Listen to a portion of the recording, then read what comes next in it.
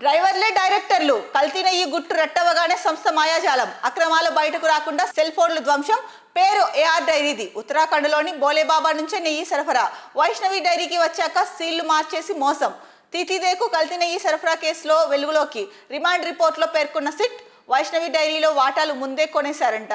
So ఏదైతే పరమ పవిత్ర పుణ్యక్షేత్రం తిరుమల శ్రీ వెంకటేశ్వర స్వామి ఆలయంలో అత్యంత పవిత్రంగా భావించే లడ్డు ప్రసాదం ఏదైతే ఉందో దీంట్లో కల్తీ నెయ్యి విషయం గురించి గతంలో మనకి వార్తలు వచ్చాయి. ముఖ్యంగా నెయ్యిలో అయితే కనుక జంతు మాంసం కలుపుతున్నారు, అంటే నెయ్యి బదులు జంతు మాంసం కలిసిన నెయ్యి అయితే కనుక లడ్డు ప్రసాదంలో కలిసింది. సో అలాంటిది సప్లై చేస్తున్నారని వచ్చిన వార్తలు అయితే కనుక దేశవ్యాప్తంగా సంచలనం సృష్టించింది. ఈ నేపథ్యంలోనే సో దీనిపైన న్యాయ విచారణ అయితే చేపట్టారు. దీంట్లో భాగంగా కీలక విషయాలు అయితే వెలుగులోకి వచ్చాయి. సో పేరు మాత్రం ఏఆర్ డైరీదే, బట్ అక్కడికి నెయ్యి వచ్చేది మాత్రం ఉత్తరాఖండ్లోని బోలేబాబా దగ్గర నుంచి అని చెప్పేసి.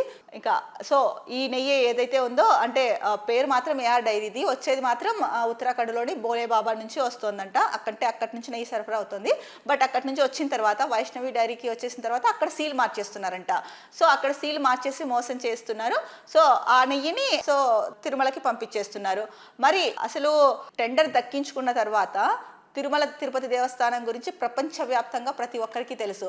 అలాంటి ఒక దేవస్థానానికి ప్రసాదానికి నెయ్యి పంపించేటప్పుడు ఎన్ని రకాలుగా క్వాలిటీ చెక్ ఉంటుందో అందరికీ తెలుసు.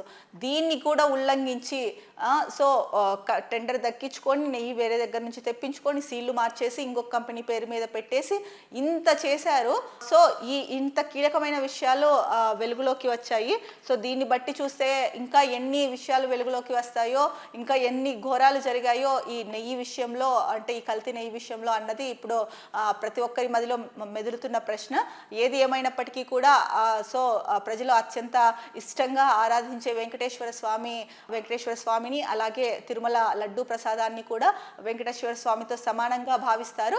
ఇలాంటి లడ్డూలో అంటే కలుషిత నెయ్యి కలిసింది ఏదైతే ఉందో సో దీనికి కారకులైన వాళ్ళు ఎవరైతే ఉన్నారో వాళ్ళనైతే మాత్రం సో ఎట్టి పరిస్థితుల్లో వదిలే ప్రసక్తి లేదు, వదలకూడదు అని చెప్పేసి భక్తులైతే కనుక డిమాండ్ చేస్తున్నారు.